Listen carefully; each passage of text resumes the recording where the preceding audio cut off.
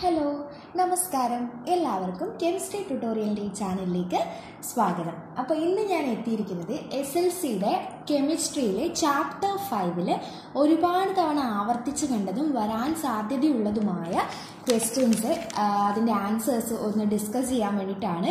അപ്പോൾ ക്വസ്റ്റ്യൻ ഞാൻ പറയുമ്പോൾ തന്നെ നിങ്ങളൊന്ന് വർക്കൗട്ട് ചെയ്ത് നോക്കുക, ഇത് ചെയ്യാൻ പറ്റുന്നുണ്ടോ എന്നൊക്കെ. അപ്പോൾ ഈ ചാപ്റ്റർ പഠിച്ചു കഴിഞ്ഞതിന് ശേഷം ചെയ്യുന്നതായിരിക്കും കുറച്ചും കൂടി ബെറ്റർ. ഈ ചാപ്റ്ററിൻ്റെ ക്ലാസ്സിൻ്റെ വീഡിയോസ് ഞാൻ ഇട്ടിട്ടുണ്ട്, ഇതിൻ്റെ താഴെ ലിങ്ക് ഇടാം. അപ്പോൾ ഇത് പഠിക്കാതെയാണ് ഇത് അറ്റൻഡ് ചെയ്യാൻ ചെയ്യുന്നുണ്ടെങ്കിൽ കുറച്ച് ബുദ്ധിമുട്ടായിരിക്കും. അപ്പോൾ ആദ്യം ഈ ചാപ്റ്റർ ഒന്ന് പഠിച്ചതിന് ശേഷം ഒന്ന് അറ്റൻഡ് ചെയ്യാൻ നോക്കുക.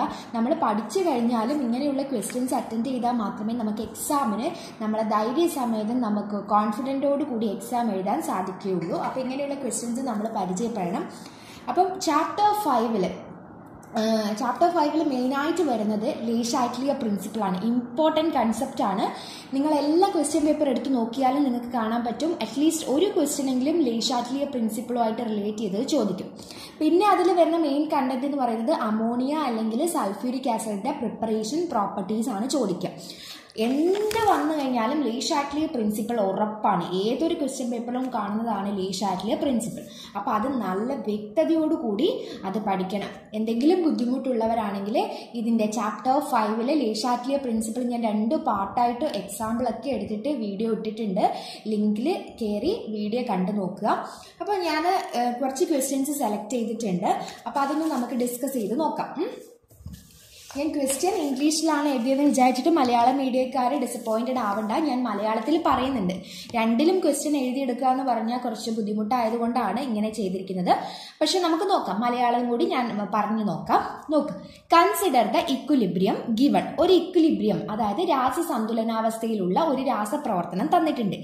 N2O4 പ്ലസ് ഹീറ്റ് എന്ന് പറഞ്ഞാൽ താപം ഗിവ്സ് എന്ത് കിട്ടി? 2NO2 എന്ന് പറഞ്ഞ ഒരു റിയാക്ഷൻ കിട്ടിയിട്ടുണ്ട്.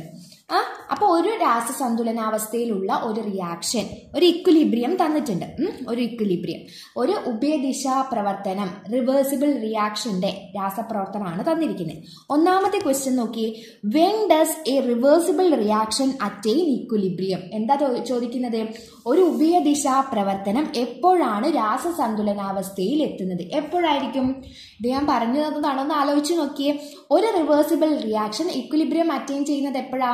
ഫോർവേഡ് റിയാക്ഷനും ബാക്ക്വേർഡ് റിയാക്ഷനും, അതായത് പുരോപ്രവർത്തനവും പശ്ചാത് പ്രവർത്തനവും ഒരേ വേഗതയിൽ നടന്ന് ഒരു സ്ഥലത്ത് എത്തണം അല്ലേ? നമ്മൾ ചാപ്റ്റർ 5 അത് ഡിസ്കസ് ചെയ്തതാണ്. ഒന്നുകൂടി കാണിച്ചു തരാം. അപ്പം ഇങ്ങനെയുള്ള ഒരു ക്വസ്റ്റ്യൻസ് തന്നാൽ നിങ്ങൾ അപ്പം തന്നെ ഒരു ഗ്രാഫ് വരച്ചൊക്കെ എക്സ്പ്ലെയിൻ ചെയ്ത് കഴിഞ്ഞാൽ അത് വളരെ നല്ലതായിരിക്കും. അപ്പം എന്താ പറയുക? ബാക്ക്വേർഡ് റിയാക്ഷനും ഫോർവേഡ് റിയാക്ഷനും, പുരോപ്രവർത്തനവും പശ്ചാത് പ്രവർത്തനവും തുല്യമാകുന്ന സ്ഥലത്തിനെയാണ് അപ്പോഴാണ് എന്തുണ്ടാവുന്നത്? രാസസന്തുലനം അല്ലെങ്കിൽ ഈക്വിലിബ്രിയം അറ്റൈൻ ചെയ്യുന്നത്, എത്തുന്നത്. ക്ലിയർ ആയല്ലോ? ഓക്കെ.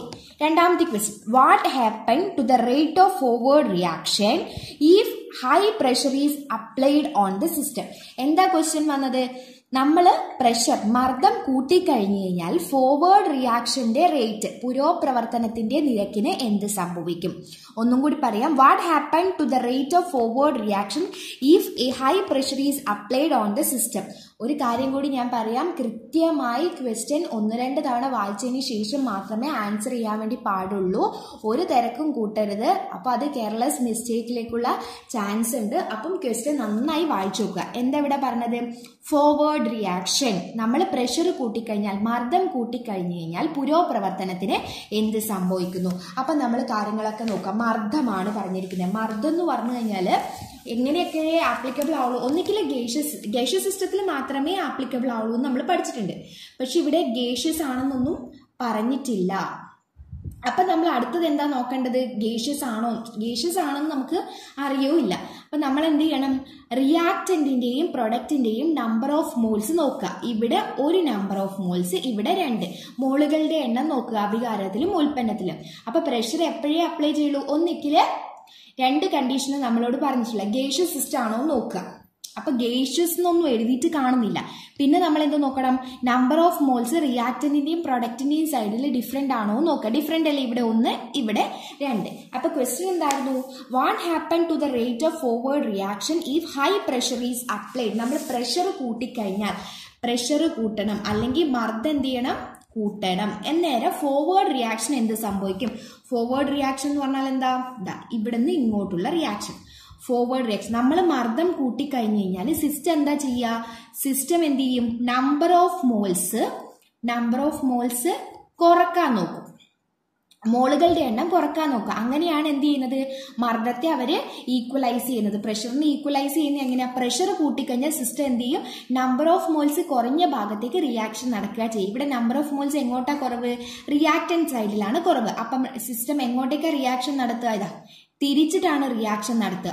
അപ്പൊ ബാക്ക്വേർഡ് റിയാക്ഷൻ ഫാസ്റ്റ് ആക്കുകയാണ് ചെയ്യുന്നത്. ബാക്ക്വേർഡ് റിയാക്ഷൻ അല്ലെങ്കിൽ പശ്ചാത് പ്രവർത്തനം എന്താക്കും? സ്പീഡ് കൂട്ടും, വേഗത്തിലാക്കുന്നു. പശ്ചാത് പ്രവർത്തനം വേഗത്തിലാക്കുമ്പോൾ പുരോപ്രവർത്തനം ഓട്ടോമാറ്റിക്കലി എന്താവും? കുറയും. നമ്മുടെ ക്വസ്റ്റ്യൻ എന്താ? പ്രഷർ കൂട്ടിക്കഴിഞ്ഞാൽ, ഹൈ പ്രഷർ കൊടുത്തു കഴിഞ്ഞാൽ, മർദ്ദം കൂട്ടിക്കഴിഞ്ഞാൽ പുരോപ്രവർത്തനം ഫോർവേഡ് റിയാക്ഷൻ എന്ത് സംഭവിക്കും? എന്താ സംഭവിക്കാം?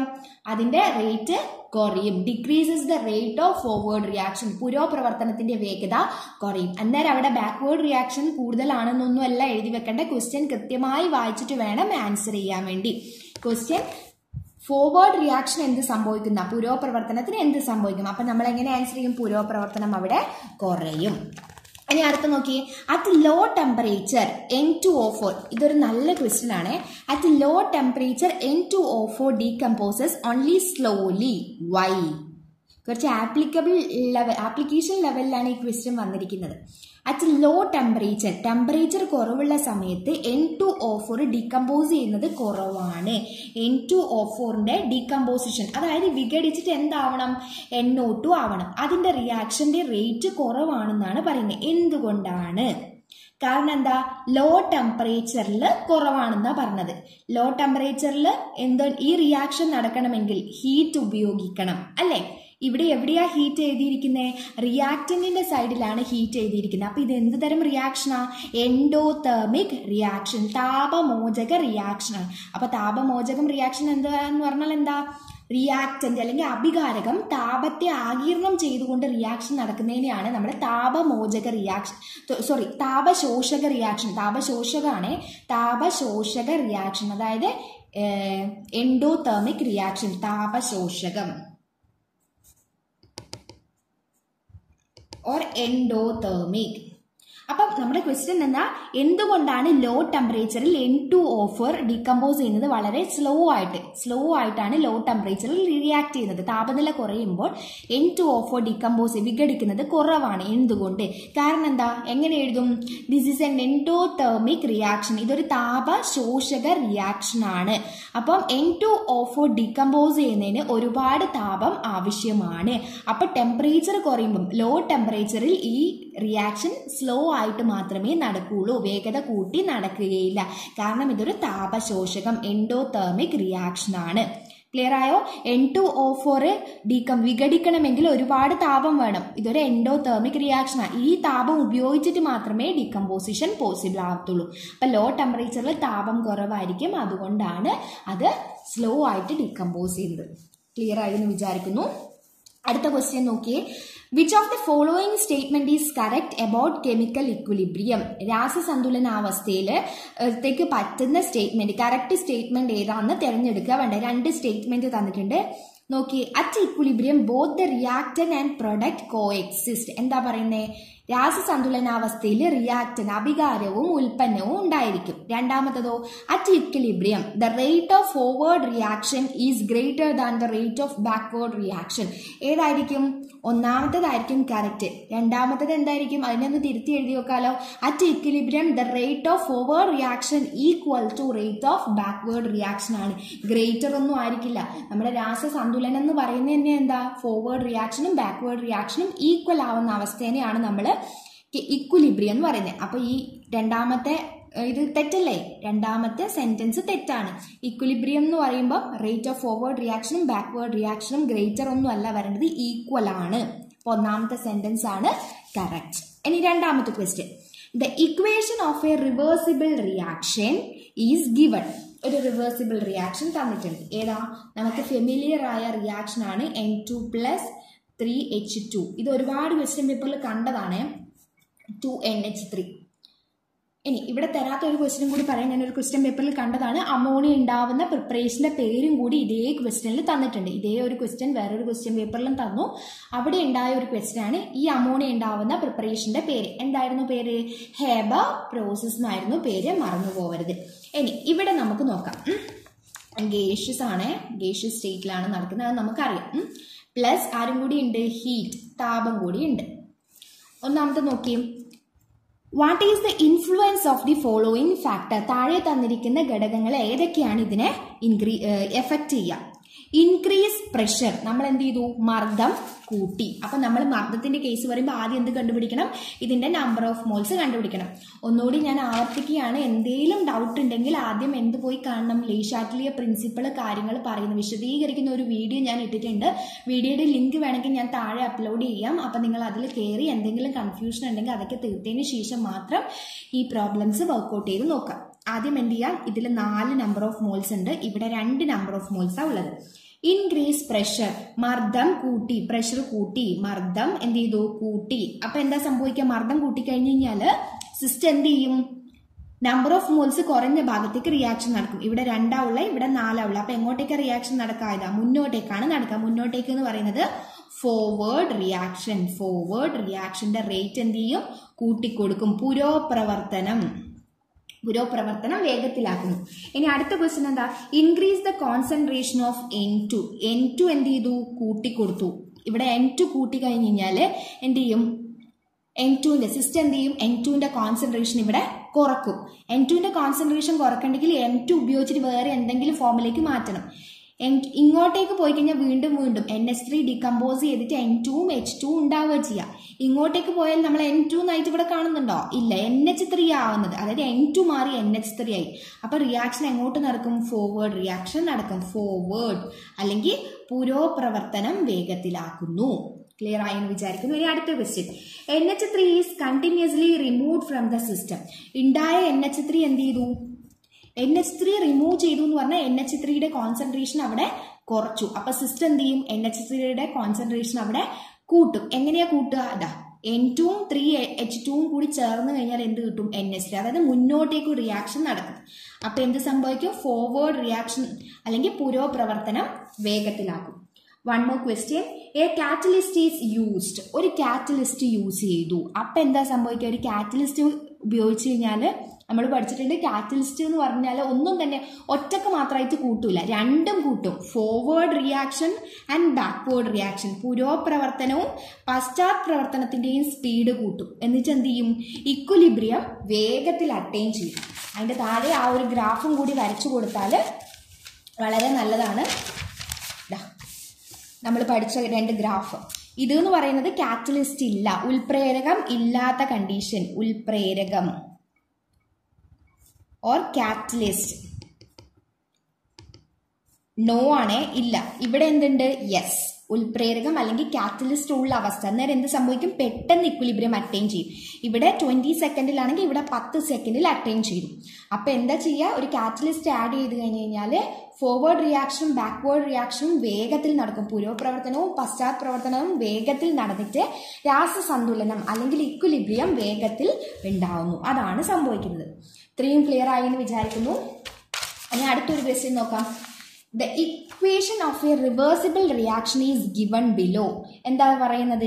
ഒരു ഉഭയദിശാ പ്രവർത്തനത്തിന്റെ രാസസൂത്രം തന്നിരിക്കുന്നു. ഓക്കെ, രാസസമവാക്യം തന്നിരിക്കുന്നു. SO2 plus O2 2SO3 plus heat, അതായത് താപം. ക്വസ്റ്റ്യൻ എന്താ? 4ാമത്തെ ക്വസ്റ്റ്യൻ ആണ്.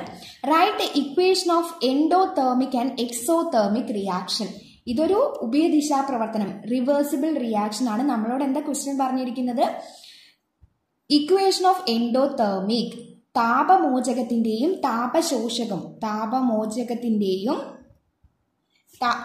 താപശോഷകമാണ് ഇത്. മലയാളം വരുമ്പോൾ ചെറിയൊരു കൺഫ്യൂഷൻ ആകുന്നതാണ്, സോറി കേട്ടോ. താപശോഷകം, താപമോചകം. എക്സോ എന്ന് പറയുമ്പോൾ എക്സിറ്റ്, പുറത്തേക്ക് എന്നുള്ള കാര്യം ഓർത്താൽ മതി.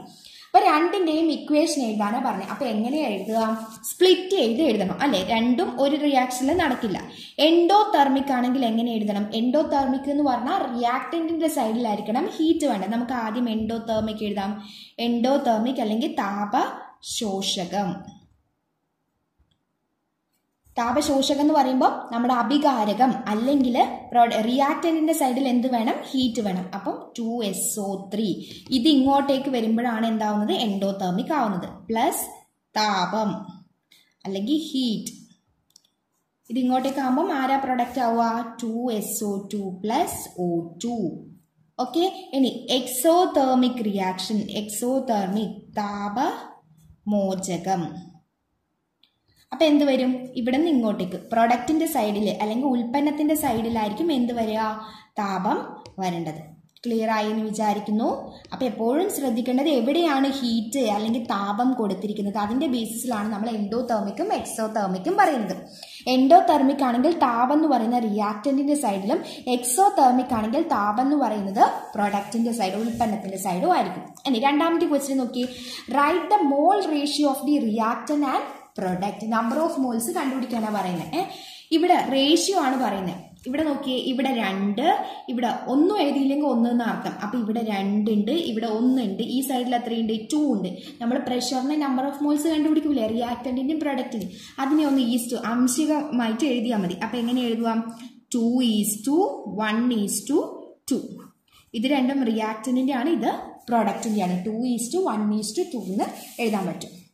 ഇനി അടുത്ത suggest a method to get more product. Product കൂടുതൽ കിട്ടാൻ, ഉൽപ്പന്നം കൂടുതൽ കിട്ടാൻ ഒരു മെത്തേഡ് പറയാം. നമ്മുടെ റിയാക്ഷൻ എങ്ങനെയായിരുന്നു? 2SO2 plus O2 gives 2SO3 plus heat അല്ലെങ്കിൽ താപം. ഇങ്ങനെയായിരുന്നു ഉണ്ടായിരുന്നത്. ഓക്കെ. അപ്പം എന്താ പറഞ്ഞ? ഉൽപ്പന്നം ഇത് കൂടുതൽ കിട്ടാൻ എന്തൊക്കെ മാർഗം പറയാം? എന്ത് ചെയ്യാം? ഇത് കൂടുതൽ കിട്ടാൻ ഒന്നിക്കിൽ റിയാക്ടന്റിന്റെ കോൺസെൻട്രേഷൻ കൂട്ടുക, റിയാക്ടന്റ് അല്ലെങ്കിൽ എന്ത് പറയും? അഭികാരകം കൂട്ടുക. അപ്പൊ സിസ്റ്റം എന്ത് ചെയ്യും? അഭികാരകം കുറക്കാൻ നോക്കും. അപ്പൊ എന്ത് ചെയ്യും? ഫോർവേഡ് റിയാക്ഷൻ വേഗത്തിൽ നടക്കും. ഫോർവേഡ് റിയാക്ഷൻ നടക്കുമ്പോൾ നമുക്ക് ഉൽപ്പന്നം കിട്ടും. അല്ലെങ്കിൽ എന്ത് ചെയ്യുക? പ്രൊഡക്റ്റ് ഉൽപ്പന്നം എന്ത് ചെയ്യുക? കുറക്കുക. ഉണ്ടായ ഉൽപ്പന്നത്തിനെ എടുത്തു മാറ്റുക. ഉൽപ്പന്നത്തിന്റെ കോൺസെൻട്രേഷൻ കുറച്ചു കഴിഞ്ഞാൽ വീണ്ടും ഫോർവേഡ് റിയാക്ഷൻ നടക്കും, പുരോപ്രവർത്തനം നടത്തും, ഉൽപ്പന്നം അവിടെ കൂട്ടിക്കൊടുക്കും. ഇനി അടുത്ത എന്താ? ടെമ്പറേച്ചർ കുറക്കുക. താപം അല്ലെങ്കിൽ ടെമ്പറേച്ചർ എന്ത് ചെയ്യുക? അവിടെ കുറക്കുക. താപം കുറച്ച് കഴിഞ്ഞാൽ എന്താ നടക്കുക? താപം കുറച്ച് കഴിഞ്ഞാൽ താപം കൂട്ടാൻ നോക്കും. താപം കൂട്ടുന്ന റിയാക്ഷൻ ഏതാ? എക്സോതെർമിക് റിയാക്ഷൻ ആണ്. താപം ഉണ്ടാക്കുന്നത് എക്സോതെർമിക് ആണ്, പുറത്ത്. എൻഡോതെർമിക് അല്ലെങ്കിൽ താപശോഷകം എന്ന് പറയുമ്പോൾ എന്താ ചെയ്യുക? അബ്സോർബ് ചെയ്തിട്ട്, താപത്തെ അബ്സോർബ് ചെയ്തിട്ട് റിയാക്ഷൻ നടക്കുന്ന. അപ്പൊ താപം ഉണ്ടാക്കുക എന്ന് പറഞ്ഞു കഴിഞ്ഞാൽ എക്സോതെർമിക് റിയാക്ഷൻ നടക്കണം. ഇവിടെ എക്സോതെർമിക് റിയാക്ഷൻ ഏത് ഭാഗത്താ ഉള്ളത്? ഹീറ്റ് ഈ ഭാഗത്താ ഉള്ളത്. അപ്പം എക്സോതെർമിക് റിയാക്ഷൻ എന്ന് പറയുന്നത് ഫോർവേഡ് റിയാക്ഷനാണ്. അപ്പൊ ഒന്നുകിൽ ടെമ്പറേച്ചർ കുറക്കുക, അല്ലെങ്കിൽ എന്താ സംഭവിക്കുക? നമ്മൾ നമ്പർ ഓഫ് മോൾസ് നോക്കുക. ഇവിടെ 3 നമ്പർ ഓഫ് മോൾസ് ഉണ്ട്, ഇവിടെ 2 നമ്പർ ഓഫ് മോൾസേ ഉള്ളൂ. അപ്പൊ നമ്പർ ഓഫ് മോൾസ് നമ്മൾ എന്ത് ചെയ്യുക? നമ്പർ ഓഫ് മോൾസ് കുറഞ്ഞ ഭാഗത്തേക്ക് റിയാക്ഷൻ നടക്കണം. ഈ ഭാഗത്തേക്ക് റിയാക്ഷൻ നടക്കണമെങ്കിൽ എന്ത് ചെയ്താൽ മതി? പ്രഷർ അല്ലെങ്കിൽ മർദ്ദം എന്ത് ചെയ്യുക? കൂട്ടി കൊടുക്കുക. മർദ്ദം കൂടുതൽ കൊടുത്തു കഴിഞ്ഞാൽ എന്ത് ചെയ്യും? നമ്പർ ഓഫ് മോൾസ് കുറഞ്ഞ ഭാഗത്തേക്ക് റിയാക്ഷൻ നടക്കും. നമ്പർ ഓഫ് മോൾസ് കുറഞ്ഞത് പ്രൊഡക്റ്റിന്റെ, ഉൽപ്പന്നത്തിന്റെ ഭാഗത്താണ്. സോ ഫോർവേഡ് റിയാക്ഷൻ വേഗത്തിലാക്കും, നമുക്ക് ഉൽപ്പന്നം വേഗത്തിൽ കിട്ടും. അടുത്ത ക്വസ്റ്റ്യൻ നോക്കി. Sulphuric acid is known as the king of chemical. What is the basis for this? എന്തുകൊണ്ടാണ് സൾഫ്യൂരിക് ആസിഡിനെ കെമിക്കലുകളുടെ രാജാവ് എന്ന് പറയുന്നത്, രാസവസ്തുക്കളുടെ രാജാവ് എന്ന് പറയുന്നത്? എന്തുകൊണ്ടായിരിക്കും? അത് നമ്മുടെ ചുമ്മാ നമുക്ക് തന്നെ പറയാൻ പറ്റുന്ന, പഠിച്ചില്ലെങ്കിൽ പോലും. കിങ് എന്ന് പറഞ്ഞാൽ എല്ലാം തികഞ്ഞ ഒരാളായിരിക്കണം അല്ലെ? അപ്പം നമ്മുടെ സൾഫ്യൂരിക് ആസിഡ് എന്ന് പറയുന്നത് ഒരുപാട് ഉപയോഗങ്ങളുള്ള ഒരാളാണ്. സൾഫ്യൂരിക് ആസിഡിന് ഒരുപാട് ഉപയോഗങ്ങളുണ്ട്. അവർ പല ആവശ്യങ്ങൾക്ക് ഉപയോഗിക്കുന്നുണ്ട്. ഫെർട്ടിലൈസർ ഉണ്ടാവാൻ, നമ്മളെ വളങ്ങൾ ഉണ്ടാക്കാൻ, രാസവളങ്ങൾ ഉണ്ടാക്കാൻ, എക്സ്പ്ലോസീവ് സ്ഫോടക വസ്തുക്കൾ ഉണ്ടാക്കാൻ വേണ്ടി, ഡീഹൈഡ്രേറ്റിംഗ് ഏജന്റ് നിർജ്ജലീകാരി നമ്മൾ പഠിച്ചിട്ടുണ്ട്. പെട്രോളിയം റിഫൈനിങ്ങിൽ അങ്ങനെ ഒരുപാട് യൂസസ് ആർക്കുണ്ട്? നമ്മുടെ സൾഫ്യൂരിക് ആസിഡിനുണ്ട്. അപ്പം ഇങ്ങനെ ഒരു ക്വസ്റ്റ്യൻ വന്നാൽ നിങ്ങൾ എന്ത് എഴുതി വെക്കുക? സൾഫ്യൂരിക് ആസിഡിന് ഒരുപാട് യൂസസ് ഉണ്ട്, എന്നിട്ട് കുറച്ച് യൂസസ് പറഞ്ഞു കൊടുക്കാം. അതുകൊണ്ടാണ് അവരെന്ത് പറയുന്നത്? King of chemicals. ഈ കെമിക്കൽ ഉപയോഗിച്ച് വേറെ പല കെമിക്കൽസും കൂടി ഉണ്ടാക്കുന്നുണ്ട്. ഓക്കെ, അതുകൊണ്ടാണ് സൾഫ്യൂരിക് ആസിഡിനെ കിങ് ഓഫ് കെമിക്കൽസ് എന്ന് പറയുന്നത്. ഇനി അടുത്ത question. How concentrated sulfuric acid is diluted in the laboratory? It is very very very important. മിക്കപ്പോഴും ചോദിക്കാറുള്ള ക്വസ്റ്റ്യൻ ആണ്. എങ്ങനെയാണ് സൾഫ്യൂരിക് ആസിഡിനെ ലബോറട്ടറിയിൽ ഡയലൂട്ട് ചെയ്യുന്നത്? അല്ലെങ്കിൽ എങ്ങനെ ചോദിക്കാം, നമ്മൾ ആസിഡിൽ വെള്ളം ഒഴിക്കുകയാണോ, സൾഫ്യൂരിക് ആസിഡിനെ ഡയലൂട്ട് ചെയ്യാൻ സൾഫ്യൂരിക് ആസിഡ് എടുത്ത് വെള്ളം ഒഴിക്കുകയാണോ അല്ലെങ്കിൽ വെള്ളത്തിൽ സൾഫ്യൂരിക് ആസിഡ് ഒഴിക്കുകയാണോ ചെയ്യേണ്ടത്? നിങ്ങളുടെ ഉത്തരം സാധൂകരിക്കുക, എക്സ്പ്ലെയിൻ യുവർ വ്യൂ, അങ്ങനെയൊക്കെ പറഞ്ഞ് ചോദിക്കാറുണ്ട്. ഇമ്പോർട്ടൻറ്റ് ക്വസ്റ്റ്യൻ ആണ്. ക്വസ്റ്റ്യൻ ഏത് രീതിയിൽ വേണമെങ്കിലും ചോദിക്കാം. അപ്പം ഇതിന് ആൻസർ പറഞ്ഞുതരാം. സൾഫ്യൂരിക് ആസിഡ് എങ്ങനെയാണ് ഡയലൂട്ട് ചെയ്യുക? ആദ്യം എന്ത് ചെയ്യുക, ഒരു ബീക്കർ എടുക്കുക. ബീക്കറിൻ്റെ അകത്ത് എന്ത് ചെയ്യുക, കുറച്ച് വെള്ളം എടുക്കുക. എന്നിട്ട് നമ്മുടെ കോൺസെൻട്രേറ്റഡ് സൾഫ്യൂരിക് ആസിഡ് കുറച്ചായിട്ട് മെല്ലെ മെല്ലെ അതിൻ്റെ അകത്ത് ഒഴിക്കുക, നമ്മളെ എടുത്ത് വെച്ചിരിക്കുന്ന ബീക്കറിലെ വെള്ളത്തിൽ. എന്നിട്ട് എന്ത് ചെയ്യുക, മെല്ലെ അതിങ്ങനെ സ്റ്റിർ ചെയ്യുക, ഇളക്കി കൊടുക്കുക. ഓക്കെ, ക്ലിയർ ആയോ? ഇങ്ങനെയാണ് ചെയ്യേണ്ടത്. ഒരു ബീക്കറിൽ വെള്ളം എടുക്കുക, അതിൻ്റെ അകത്ത് കുറച്ചായിട്ട് സ്ലോലി ആയിട്ട് മെല്ലെ മെല്ലെ സൾഫ്യൂരിക് ആസിഡ് ഒഴിച്ചു കൊടുക്കുക, ഡ്രോപ്പായിട്ട് ഒഴിച്ചു കൊടുക്കുക. എന്നിട്ട് എന്ത് ചെയ്യുക, സ്റ്റിർ ചെയ്യുക. ഇനി നേരെ തിരിച്ച് വേറൊരു ക്വസ്റ്റ്യൻ ഞാൻ പറഞ്ഞാലോ, സൾഫ്യൂരിക് ആസിഡിൽ വെള്ളം ഒഴിച്ചാലും എന്താ ഡയലൂട്ടഡ് ആവൂലേന്ന്? ഒരിക്കലും ചെയ്യാൻ പാടില്ല. ആസിഡിൽ ഒരിക്കലും നമ്മൾ വെള്ളം ചേർക്കരുത്. വെള്ളത്തിൽ ആസിഡ് ഒഴിച്ചിട്ട് വേണം നമ്മളതിനെ ഡയലൂട്ട് ചെയ്യാൻ, നേർപ്പിക്കാൻ. Diluted means നേർപ്പിക്കുക. എന്തുകൊണ്ടാണ്? നമ്മൾ ആസിഡിൽ വെള്ളം ഒഴിച്ചു കഴിഞ്ഞാൽ അത് എന്ത് തരം റിയാക്ഷനാ? എക്സോതെർമിക് റിയാക്ഷനാണ്. ശ്രദ്ധിക്കണം, ആസിഡിൽ വെള്ളം ഒഴിച്ചാൽ എക്സോതെർമിക് താപമോചക റിയാക്ഷനാണ്. സൾഫ്യൂരിക് ആസിഡ് മാത്രമല്ല, ഏതൊരു ആസിഡിലും വെള്ളം ഒഴിക്കുന്നത് എന്ത് തരം റിയാക്ഷനാ? താപമോചക റിയാക്ഷൻ. എന്താ ഉണ്ടാകുന്നത്? താപമോചകത്തിൽ റിയാക്ഷൻ നടക്കുമ്പോൾ താപം ഉണ്ടാവുക ചെയ്യുന്നത്. ടെമ്പറേച്ചർ കൂടും, ഹീറ്റ് കൂടും. അപ്പോൾ അതെന്തിനുള്ള ചാൻസ് ഉണ്ട്? പൊള്ളാനുള്ള ചാൻസ് ഉണ്ടാകും. മാത്രമല്ല ഒഴിക്കുമ്പോൾ എന്ത് ചെയ്യും, ഈ ചൂടിൻ്റെ അപ്പുറം തന്നെ നമ്മൾ ആസിഡും മേത്തൊക്കെ മറിയാനുള്ള ചാൻസ് ഉണ്ട്. ഇങ്ങനെ ഇടങ്ങളിലൊക്കെ നമ്മൾ എടുത്തിരിക്കുന്ന പാത്രത്തിൽ നിന്ന് പുറത്തേക്ക് ഇങ്ങനെ തെറിക്കാനുള്ള ചാൻസും കൂടുതലാണ്. ചൂടോടുകൂടി ആസിഡൊക്കെ തെറിച്ച് കഴിഞ്ഞാൽ പിന്നെ കാര്യം പോക്ക, പൊള്ളി നാശാവും. അപ്പോൾ എന്ത് എഴുതണം? സൾഫ്യൂരിക് ആസിഡിൽ വെള്ളം ഒഴിക്കുക, അല്ലെങ്കിൽ ആസിഡിൽ വെള്ളം ഒഴിക്കുന്നത് എന്ന് പറയുന്നത് ഒരു താപമോചകം അല്ലെങ്കിൽ എക്സോതെർമിക് റിയാക്ഷനാണ്. അപ്പം ശക്തമായിട്ട് ചൂടോടുകൂടി ആസിഡ് പുറത്തേക്ക് തെറിക്കാനുള്ള ചാൻസ് കൂടുതലാണ്. ഇത് പൊള്ളലേൽക്കാൻ ഇടയുണ്ട്. അതുകൊണ്ടാണ് ഇങ്ങനെ ഒരു സിറ്റുവേഷൻ ഒഴിവാക്കുന്നത്. എപ്പോഴും വെള്ളത്തിൽ മാത്രമേ ആസിഡ് ഒഴിക്കാൻ പാടുള്ളൂ. അതും സ്ലോലി പതുക്കെ സ്റ്റിർ ചെയ്തുകൊണ്ട് ഒഴിക്കണം. ഇനി അടുത്തൊരു question. The wooden cupboard in which concentrated sulphuric acid is often seen charred. Why? എന്താ പറയുന്നത്? ഒരു വുഡൻ കബേർഡിൻ്റെ അകത്ത്, ഒരു മരത്തിന്റെ കബേർഡിൻ്റെ അകത്ത് നമ്മൾ കോൺസെൻട്രേറ്റഡ് സൾഫ്യൂരിക് ആസിഡ് എപ്പോഴും ഇങ്ങനെ കറുത്തിരിക്കുന്നു, ചാർഡായിട്ട് ഇരിക്കുന്നു. എന്തുകൊണ്ടാണെന്ന് പറയുന്നത്? നമ്മുടെ സൾഫ്യൂരിക് ആസിഡ് എന്ന് പറയുന്നത്, സൾഫ്യൂരിക് ആസിഡ് ഹൈഡ്രജനെ, ഒരു സബ്സ്റ്റൻസിനകത്ത് നമ്മൾ സൾഫ്യൂരിക് ആസിഡ് എടുത്തു കഴിഞ്ഞാൽ അതിൻ്റെ അകത്ത് ഹൈഡ്രജനും ഓക്സിജനൊക്കെ ഉണ്ടെങ്കിൽ എന്ത് ചെയ്യും? വേഗത്തിൽ അത് അബ്സോർബ് ചെയ്ത് പോകും. ഓക്കെ, അപ്പോൾ നമ്മളെ മരത്തിൻ്റെ അകത്ത് ഉണ്ടാവുന്ന ഹൈഡ്രജനും ഓക്സിജനൊക്കെ ആര് അബ്സോർവ് ചെയ്യും? സൾഫ്യൂരിക് ആസിഡ് അബ്സോർവ് ചെയ്യും. പിന്നെ അതിൻ്റെ അകത്ത് ബാക്കി ആരുണ്ട്? വുഡൻ എന്ന് പറയുമ്പോൾ വുഡിൻ്റെ അകത്ത്, നമ്മുടെ കോക്ക് എന്നൊക്കെ പറഞ്ഞില്ലേ, വുഡിൻ്റെ അകത്ത് ആരുണ്ടാവും? കാർബൺ അടങ്ങിയിട്ടുണ്ടാവും. അതുകൊണ്ടാണ് വുഡ് കത്തിക്കുമ്പോൾ നമുക്ക് എന്ത് കിട്ടുന്നത്? കരി കിട്ടുന്നത്. ഒട്ടുമിക്ക എല്ലാ സബ്സ്റ്റൻസിലും എന്തുണ്ട്? കാർബൺ അടങ്ങിയിട്ടുണ്ട്. അതുകൊണ്ടാണ് കത്തിക്കുമ്പോൾ നമുക്ക് കരി കിട്ടുന്നത്. അപ്പോൾ വുഡൻ ചാർക്കോളിൻ്റെ അകത്ത് നമ്മൾ സൾഫ്യൂരിക് ആസിഡ് കട്ട് ചെയ്ത് കഴിഞ്ഞാൽ, സൂക്ഷിച്ചു കഴിഞ്ഞാൽ എന്ത് സംഭവിക്കും? അതിൻ്റെ അകത്തുള്ള ഹൈഡ്രജനും ഓക്സിജനും സൾഫ്യൂരിക് ആസിഡ് വലിച്ചെടുക്കും. എന്നിട്ട് ബാക്കി ആര് മാത്രമേ ഉണ്ടാവുള്ളൂ? ആ വുഡിലുണ്ടാവുന്ന, മരത്തിലുണ്ടാവുന്ന കാർബൺ മാത്രമായിട്ട് മാറും. ആ കാർബൺ ഉള്ളത് കൊണ്ടാണ് അതിങ്ങനെ കറുത്തിരിക്കുന്നത്, ചാടായിട്ട് നിൽക്കുന്നത്. ഇനി അടുത്തത്, write the industrial preparation of ammonia. അമോണിയയുടെ ഇൻഡസ്ട്രിയൽ പ്രിപ്പറേഷൻ ആണ് പറയുന്നത്. ഞാൻ പഠിപ്പിച്ചു തന്നിട്ടുണ്ടായിരുന്നു. എങ്ങനെയാ? അമോണിയം ക്ലോറൈഡ് കാൽഷ്യം ഹൈഡ്രോക്സൈഡുമായിട്ട് റിയാക്ട് ചെയ്തിട്ടാണ് നമുക്ക് എന്ത് കിട്ടുന്നത്? അമോണിയ കിട്ടുന്നത്. ഈ ഒരു ഇക്വേഷൻ പഠിച്ചു വെക്കണം. എന്നിട്ട് അത് അപ്പാരറ്റസ്, അത് മാർക്കിനനുസരിച്ച് എഴുതണം. അപ്പാരറ്റസ് ഇങ്ങനെ സജ്ജീകരിക്കണം എന്നൊക്കെ പറഞ്ഞ് ടെക്സ്റ്റ് ബുക്കിൽ നല്ല ഭംഗിയായിട്ട് ഒരു പിക്ചർ കൊടുത്തിട്ടുണ്ട്. അവിടെ ശ്രദ്ധിക്കണം, ഇൻവേർട്ടഡ് ആയിട്ടാണ് കളക്ടിങ് ജാർ വെച്ചിരിക്കുന്നത്. എന്തുകൊണ്ടാണ്? നമ്മുടെ അമോണിയ എന്ന് പറയുന്ന ഡെൻസിറ്റി വളരെ കുറവാണ്. അപ്പം അത് വായുവിലേക്ക് ഇങ്ങനെ മുകളിലോട്ട് പോകാനുള്ള ചാൻസ് കൂടുതലാണ്. അത് ഒഴിവാക്കാനാണ് ജാറ് ഇൻവേർട്ട് ചെയ്ത് വെക്കുന്നത്. ഇനി അടുത്ത question, name the drying agent used in the preparation of ammonia. അമോണിയയുടെ പ്രിപ്പറേഷനിലെ ഡ്രൈയിങ് ഏജന്റ്, അതും ഞാൻ പ്രത്യേകം ശ്രദ്ധിക്കാൻ പറഞ്ഞതാണ്, കാൽഷ്യം ഓക്സൈഡ്. കാൽഷ്യം ഓക്സൈഡിനെയാണ് ഡ്രൈയിങ് ഏജന്റ് ആയിട്ട് ഉപയോഗിക്കുന്നത്. ഇനി അടുത്ത question, write 2 uses of ammonia. അമോണിയയുടെ ഏതെങ്കിലും 2 യൂസസ് എഴുതുക. അത് നിങ്ങൾക്ക് അറിയാവുന്ന ഫെർട്ടിലൈസർ ഉണ്ടാക്കാൻ വേണ്ടി, അല്ലെങ്കിൽ നമ്മൾ എക്സ്പ്ലോസീവ് അങ്ങനെയൊക്കെ ഉണ്ടാക്കാൻ വേണ്ടിയിട്ട് നമ്മൾ ഉപയോഗിക്കുന്നുണ്ട്. അമോണിയയുടെ യൂസസ് കുറേ പറഞ്ഞിട്ടുണ്ട്. Pesticides, water purification, fire crackers, explosive, അതിൻ്റെയൊക്കെ നമ്മൾ അമോണിയ ഉണ്ടാക്കുന്നുണ്ട്, നമ്മൾ യൂസ് ചെയ്യുന്നുണ്ട്. ഇനി അടുത്തത്, വാട്ട് ഈസ് എൻ ഇക്വിലിബ്രിയം? രാസസന്തുലനം എന്ന് പറഞ്ഞാൽ എന്താണ്? It is a state at which forward and backward reaction coexist.